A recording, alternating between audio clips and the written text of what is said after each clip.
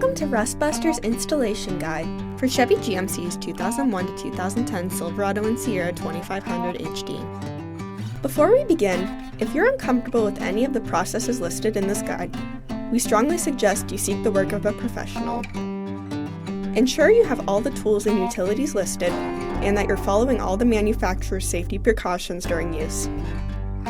Step 1. Disconnect your vehicle's battery and inspect for potential fire hazards such as leaking fuel lines and engine components. Prepare or remove these before starting.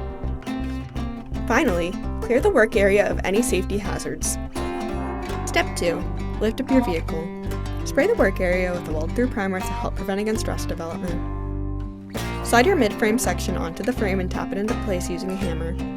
Use the frame holes to help with the alignment. You can C-clamp your part into place to ensure a tight fit. Following proper welding procedures, tack weld your mid-frame section onto the frame before welding it on fully.